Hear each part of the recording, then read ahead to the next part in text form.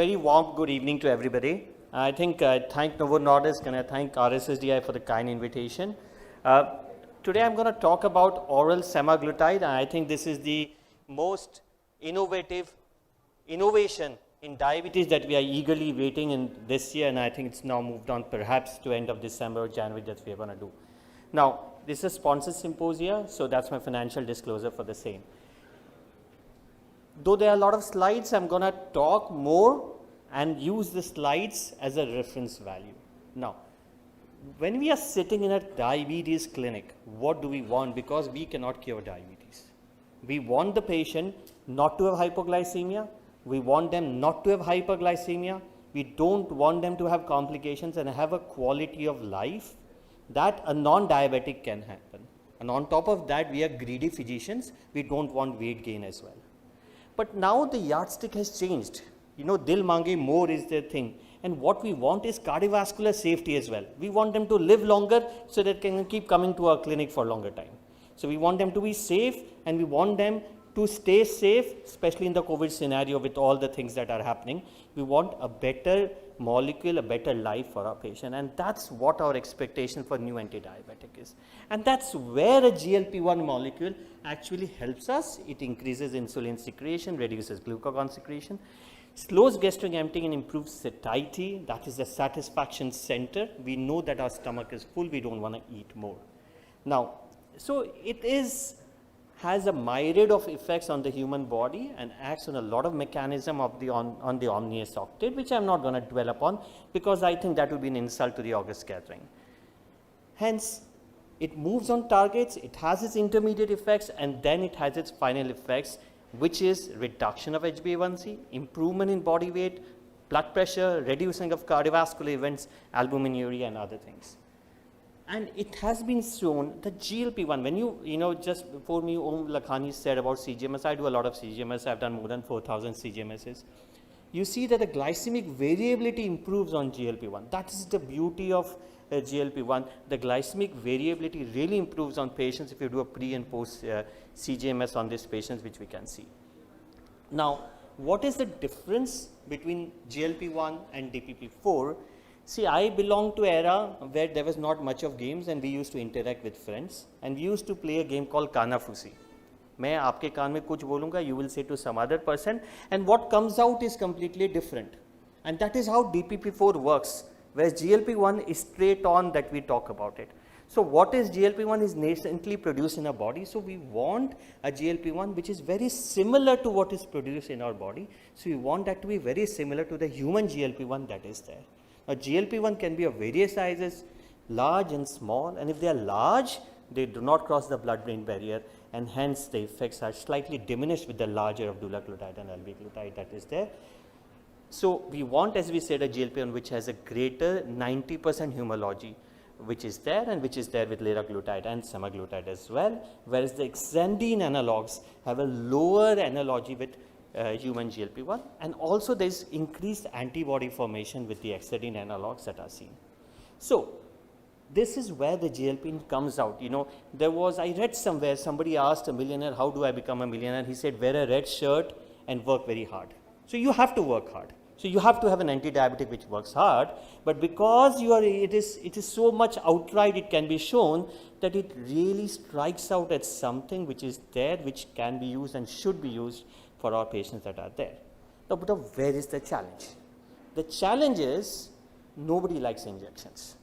And I think that is one of the reasons why insulin, is not taken up in the country very well, why GLP-1 injectable form is not as widely prescribed as it is, because the moment you open your mouth about injection, patient starts with a myriad of questions as to why he should not have an injections, and all his, his barber, his nai, his rashanwala will tell you why he should not take insulin. So he has all the explanations why he should not be on injectable. So what we actually find that the barrier, what the patients want. So it's very important when you are sitting across a table and having a shared relationship care, that what does the patient want, see from his viewpoint and see if you can deliver that. What they want is a pill. They are ready, they buy all the arguments for GLP-1, so they want a pill. And I think that is where the innovation has come. of oral semaglutide coming and binding with the SNAC molecule. Now, SNAC, which we are going to talk about a little, is not something which has come. It was there, and I think the innovation has been to bring that and actually reinvent the same wheel, because there is data of SNAC being used as an absorption with B12 and with heparin. So, we know that's the safer thing that has been used, that have been there. Now, so if you look at the quest that we want to give somebody oral GLP-1, where is the problem? So, if you don't take any SNAC, I take oral GLP-1, first is going to get degraded by the enzyme in the stomach, because there is acidic pH and there is proteolytic enzymes which is going to digest the molecule. Second, what is going to happen? There is going to be limited permeability across the GI epithelium. Third, the bioavailability is going to be low.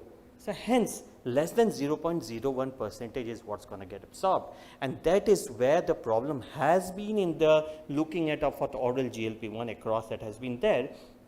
So, if you compare that to a subcut and oral bioavailability, you can see so many zeros in front of 5 which decreases bioavailability. So, we are stuck in no man's land, and that is where the challenge has been, and that is where the innovation has been. And I think India or the world is, whenever you are in a corner, you come up with something else, and that's how the beauty, and that's why I like innovator molecules, not because the Novo sponsored Simpo, is that if there is not going to be any innovation, there are not going to be any meetings, the quality is not going to be there. We will stick to our old Nokia phones. There are not going to be any iPhone 12 or iPhone 13 coming down the line.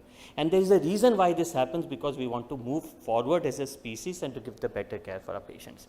Now, if you look at oral semaglutide, as I said, there is a homology with human insulin that is there, and there is a spacer out there which is a stronger space and C18 fatty diacid chain to lysine, which is strongly binding to albumin, which is there, and there is some substitution that happens which protects against DP4 degradation that is there.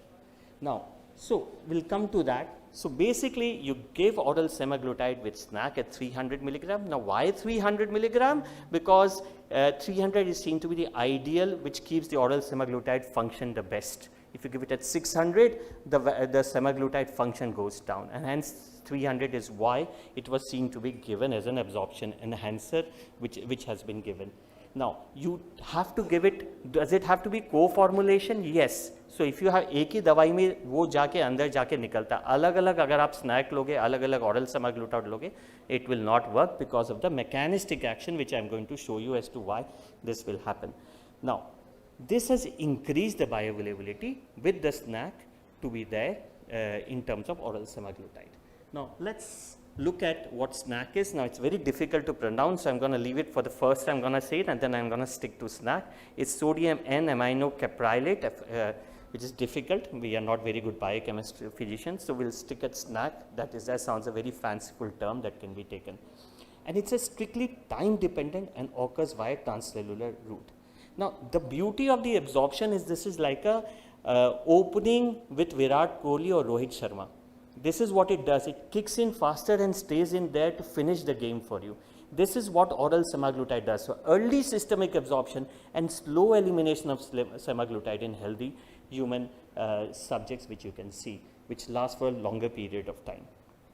Now, how does it, when you're going to take with co-formulation with SNAC, the SNAC causes an increase of pH at the place where it is there and forms a local pit, and this, it forms its own environment.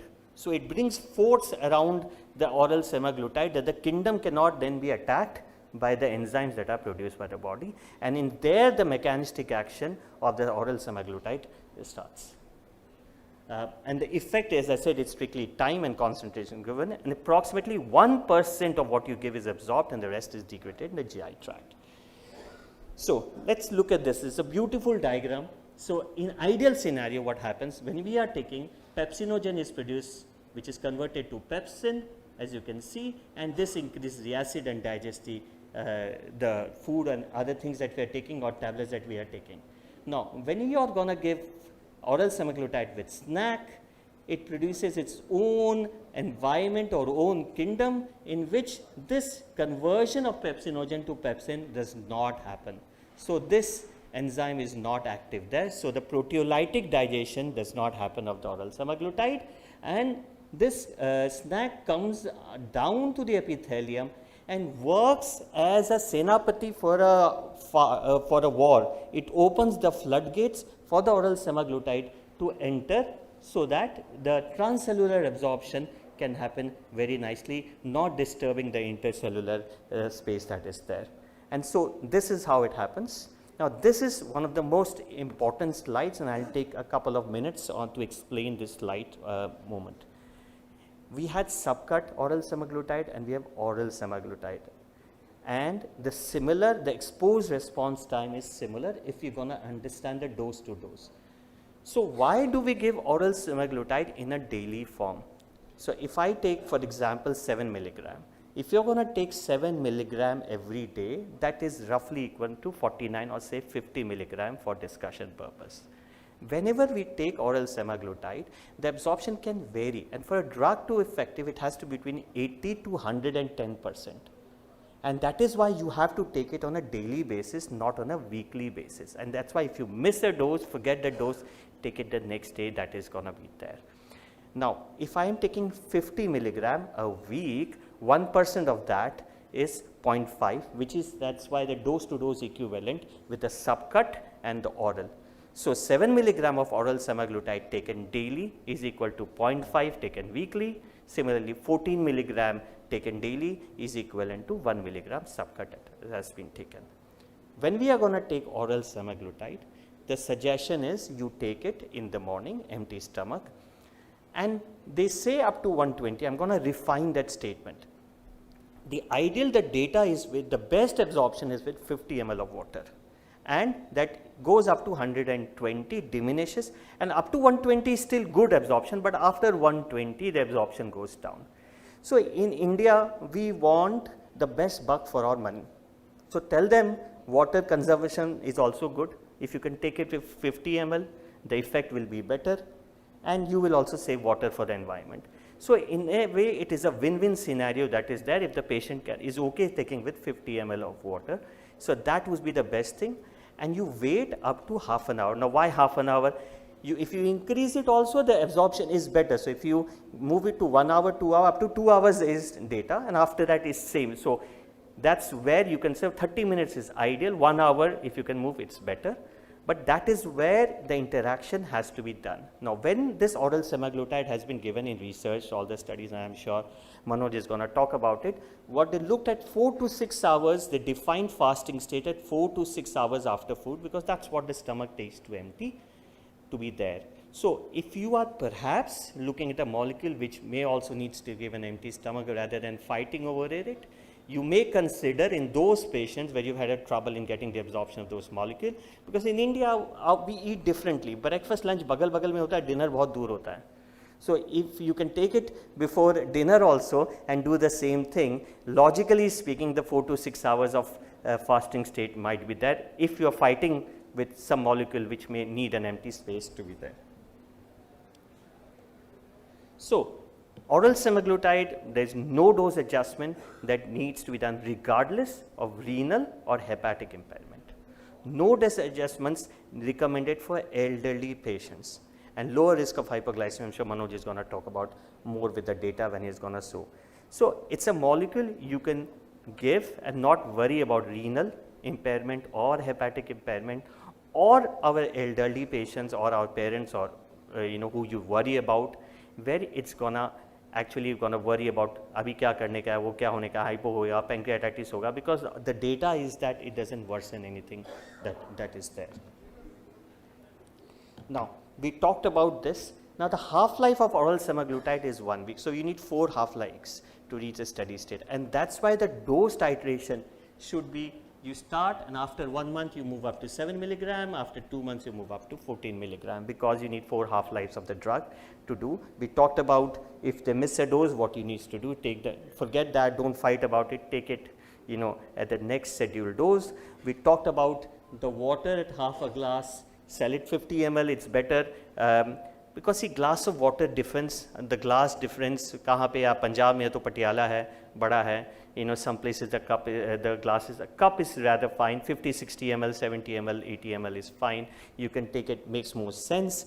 and ask them to stand. That is that people have been used to this because we have advised biphosphonates for people to stand. We are used to prescribing such molecules. The experience is there when we have done that, and that's where the use of the molecule is going to be more. See, you may have the Brahmastra in your hand, but you must know when to use it and how to use it, and that is where the effectiveness is going to come around with it. So in summary, peptides are challenging. Everything has been challenging in today's world.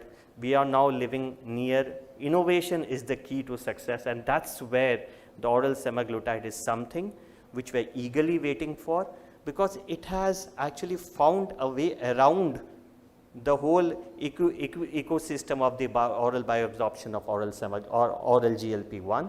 The mechanism is compound specific, transcellular, and without any evidence on the tight junctions. And the peptide in the pill is something that we watch out for in the fresh new year when we start new year. With that, I would thank you very much for your attention.